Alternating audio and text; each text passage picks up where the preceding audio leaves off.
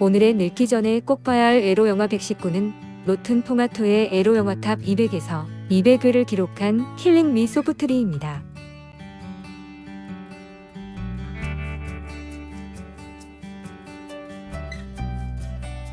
감독인 청카이거는 중국 현대사를 그린 패왕 별이를 만들어 칸 영화제에서 그랑프리와 심사위원 특별상을 수상했습니다. 명실상부한 세계적인 거장이 되었는데 킬링 미 소프트리는 영어권 영화 첫 작품으로 션 프렌치의 소설을 원작을 영화로 만들었습니다.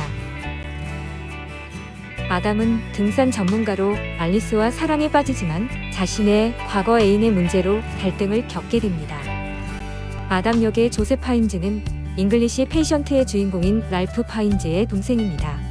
연극 무대에서 오랫동안 경력을 쌓은 배우이며 핸드메이즈 테일, 히어로 오브 워의 주연을 맡은 바 있습니다.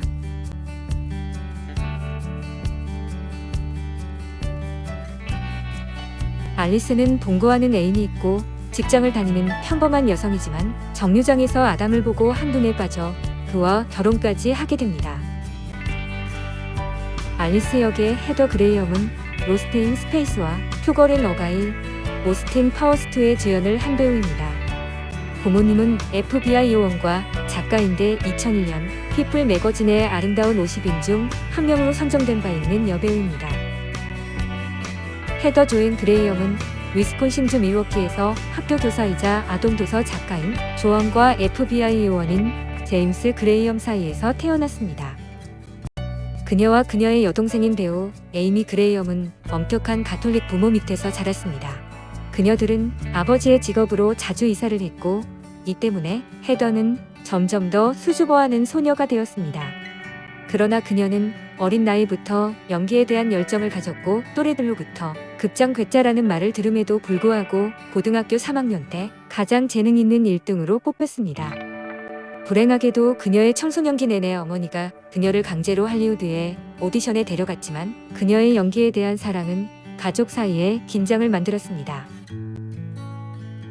고등학교 졸업 후 로스앤젤레스로 이사를 했고 드럭스토어 카우보이를 포함한 다양한 영화에서 작은 역할을 맡았습니다.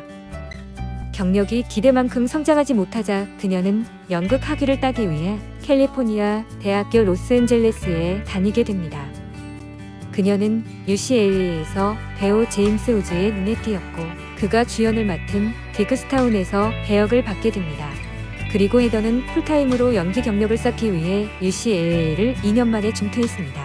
헤더는 엠마뉴엘 웅가로 리버티와 모델 계약을 맺은 후에 소행어스와 같은 영화에 출연을 하게 됩니다. 이후 그녀는 오스틴 파워스 스파이우 셰그드미, 부기 나이트 등의 블록버스터 영화에 출연하게 됩니다.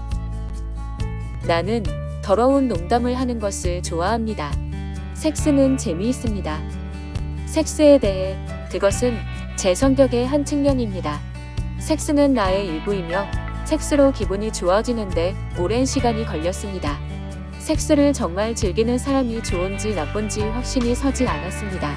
나는 항상 예쁜 여자 역을 원했지만 실제로 그렇지는 않다고 생각합니다. 연기를 시작하고 예쁜 여자 역할을 맡았을 때 나는 그저 그런 척을 하는 것 같았고 아무도 내가 이렇게 큰 괴짜인 줄 몰랐어요. 나는 무슨 일이 있어도 엄마가 되어야 하는 그런 사람이 아닙니다. 인생은 당신에게 사람들을 가져다 줍니다. 아마 저는 내 아이가 아닌 누군가를 친구처럼 나와 일하는 배우처럼 사랑이 필요한 사람으로 키울 것입니다.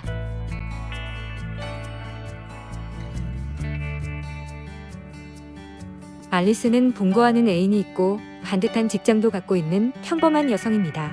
알리스는 결혼까지 생각한 연인이 있는데 열렬하게 사랑했고 자연스레 육체관계를 맺을 정도로 잘 맞아 함께 살게 됩니다. 연인은 지극히 계획적인 사람으로 정해진 일과에서 벗어나는 일이 없는 평범한 일상을 보내는 남자였죠. 시간이 지날수록 사랑은 옅어지고 지루함은 커지던 어느 날 알리스는 한 남성에게 첫눈에 반합니다. 출근 시간 아침 정류장에서 만난 그 남자는 조셉 파인즈가 연기한 유명한 등산가 아담 탈리스입니다. 아주 우연하게 출근길 횡단보도 앞에서 아담을 만났는데 알리스는 아담에게 모든 신경을 빼앗겨 버렸습니다. 이러면 안 된다고 했지만 아담이 보고 싶었고 사랑을 하고 싶었으며 마음이 움직였고 몸은 자연스럽게 그 뒤를 따랐습니다. 다시 시선이 마주쳤고 손길이 스친 순간, 눈길이 닿은 순간에 이미 사랑에 빠졌음을 인정할 수밖에 없었습니다. 결국 알리스는 아담이 이끄는 대로 그의 거처로 가게 되고 오랜만에 열렬하게 사랑을 나누게 됩니다. 난 다른 사람과 같이 살아요. 하지만 당신은 나와 함께 여기에 있죠. 아담을 향한 마음과 걸음을 멈추는 방법은 없었고 결국 알리스는 연인과 헤어지기로 합니다. 집을 나와 향한 곳은 새롭게 사랑에 빠지게 된 아담의 거처였고 얼마 지나지 않아 아담과 결혼까지 하게 됩니다. 그리고 알리스와 아담은 약간은 변태적인 섹스를 즐기게 됩니다. 그러나 행복은 그렇게 오래 가지 못했는데 알리스는 정체불명의 인물로부터 아담의 과거에 대해 말하는 편지를 받게 됩니다. 깊게 생각해보세요. 알리스, 그 남자를 얼마나 알아요? 결국 알리스는 남편 아담이 감추고 있는 비밀을 파헤치기 시작합니다. 물어볼 자신은 없었고 대답에 대한 두려움, 옛 연인이 보낸 편지들, 그리고 옛 연인이 8개월 전에 실종되었다는 소식들. 그렇게 아담의 과거가 일부 드러나자 알리스는 아담과 아담을 둘러싼 주변 인물들 모두가 수상하다고 생각하기 시작합니다.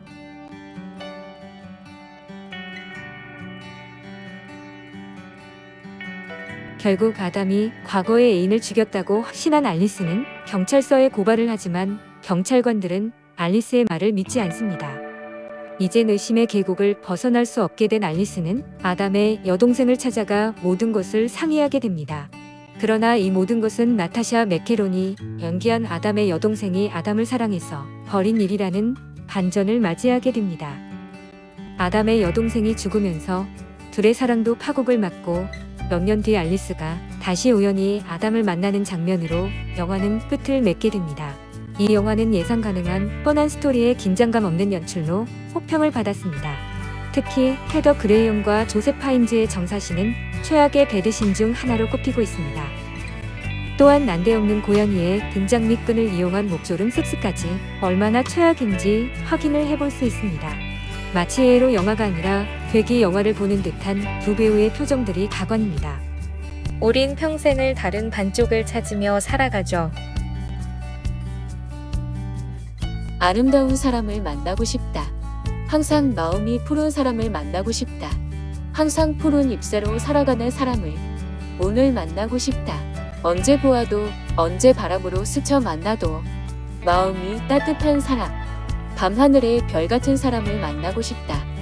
세상의 모든 유혹과 폭력 앞에서도 흔들리지 않고 언제나 제 갈 길을 묵묵히 걸어가는 의연한 사람을 만나고 싶다.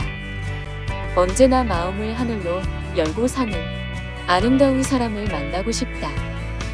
정한명, 아름다운 사람을 만나고 싶다.